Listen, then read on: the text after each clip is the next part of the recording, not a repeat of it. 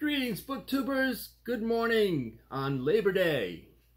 Happy Labor Day to you all. Welcome subscribers, welcome visitors to Michael Romeo Talks Books, and today is Monday, which means it's Monday Meanderings. And let's see, what are y'all reading this weekend, this holiday weekend? What have y'all been reading?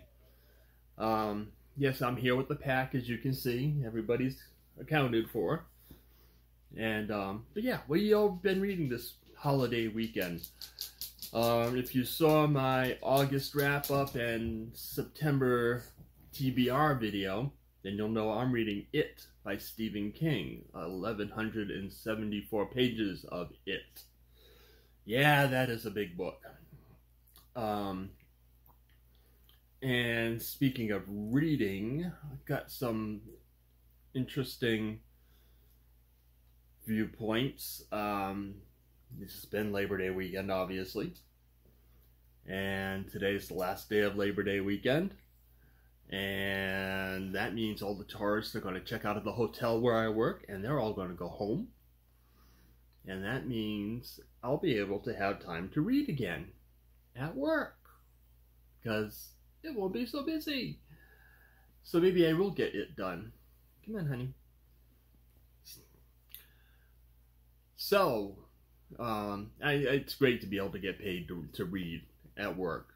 You know, my boss is great. He's just glad to have somebody dependable there in the overnight hours. So if I use the time reading, so be it. If I use the time creating content for my channel, so be it. As long as I'm there to take care of any problems that arise, and blessedly, problems seldom arise. And let's see, we got some reading things coming up. The reading It is part of a buddy read I'm doing with Flossie at the Grape Jelly Library. If you haven't checked out Flossie's channel, the Grape Jelly Library, you need to pop over there and take a look. She is delightful to watch. She's engaging, and just the way she approaches topics, it's like having your best friend over for a cup of tea and a chat. And it's wonderful to spend time on her channel. And let's see, in October, I've got 2 group reads going on. One is hosted by MJ over at Reading This Life, and I think I mentioned it before, I'm sure I mentioned it before, that we're going to be reading Lost Horizon by James Hilton, a book I've read before, and I'm happy to read again, because I've read it several times already, and it is a delightful book about some plane crash survivors who, in their attempt to get back to some kind of civilization, find Shangri-La. And they decide it's pretty cool, and maybe they don't want to go back home yet. And also, in the month of October, I think we're going to be doing a group read on Middlemarch by George Eliot. I know there's been a couple of feelers put out by Greg at Another Bibliophile Reads, another channel you need to check out. Greg, again, is very entertaining, and he has some very good points when it comes to reading and books and stuff. And also Sean, and I'm forgetting Sean's last name. I'll put it in the description below, though. Also made it, put out a feeler regarding Middlemarch. So I think there's going to be a group read if they have enough of a response. I don't know how many people they have that have said they want to do it. If not, I may read Middlemarch anyway, because I wanted to read it. Or I may not. I may read something else, because I have three reading projects that have pretty much gotten abandoned this year. My 3 reading projects are one, to read all of the Pulitzer Prize winning novels, and I've read some of them. I started this project years ago, and I've been chipping away at it. And bless you. You okay up there?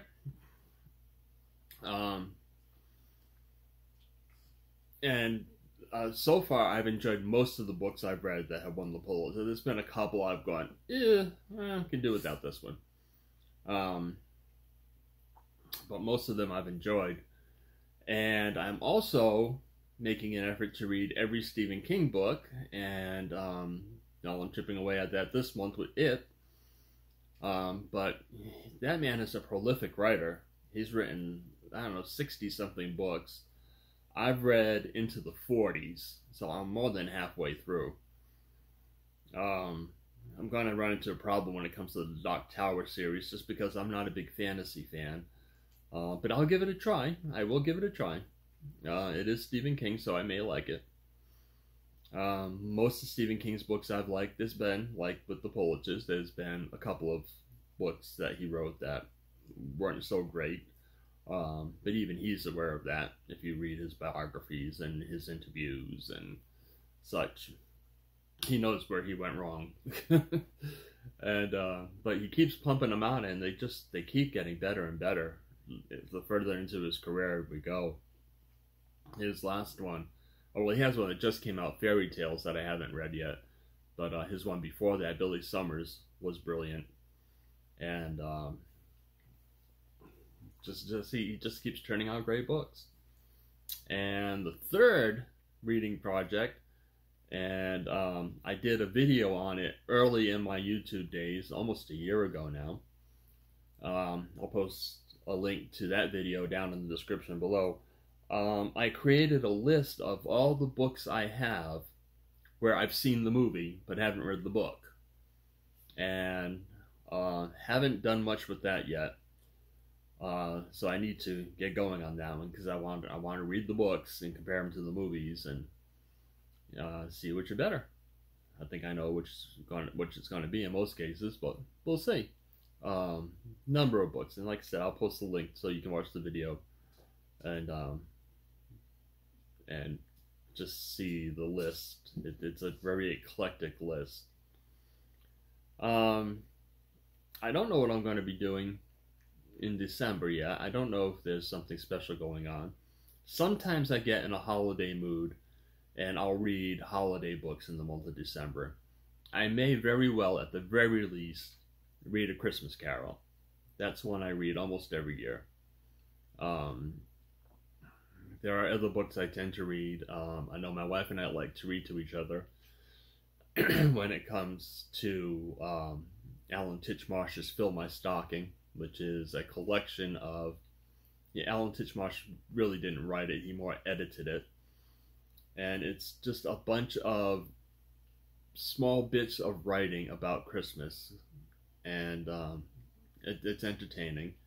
And we read to each other from it. And it's got stuff like From the Wind and the Willows and...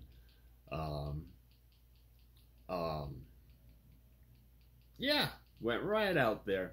Tea with, and I can't remember the name, but a very famous British book. And I'm drawing a blank on the author's name even. So, I hate it when that happens. As soon as I shut off the video, I'm going to remember it.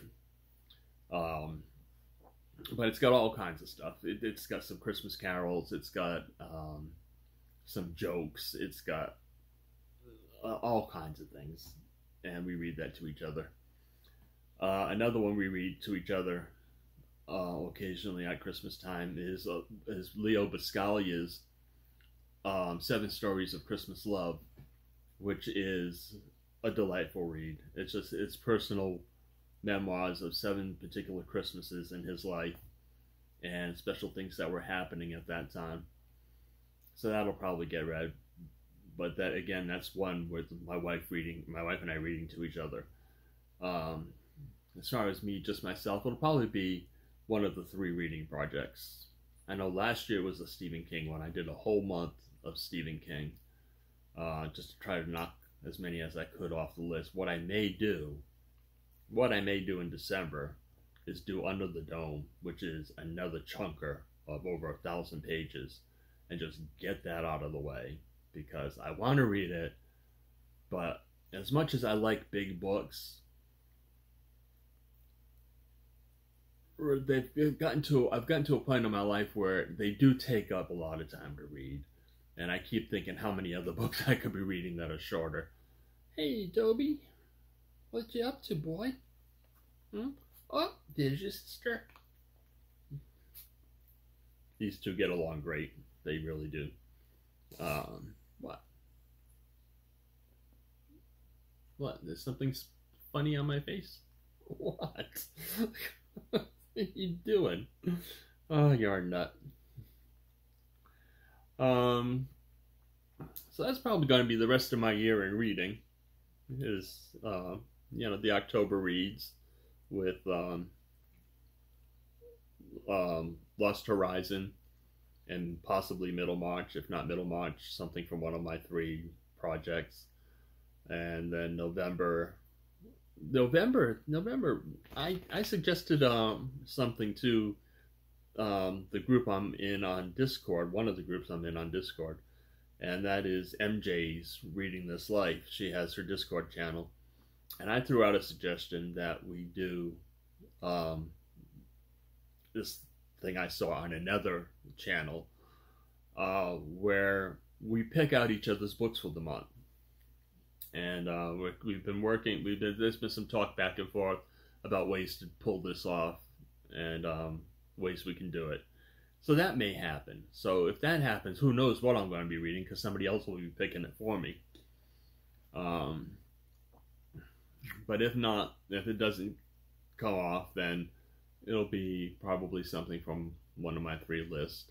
I know Eliot, Criminale, has, as of last night, reminded me that I still haven't read The Adventures of Kavalier and Clay off the Pulitzer Prize list, and it's been sitting there for a long time in my Kindle, and he was pushing it in a video of his, and saying how totally enjoyable it is.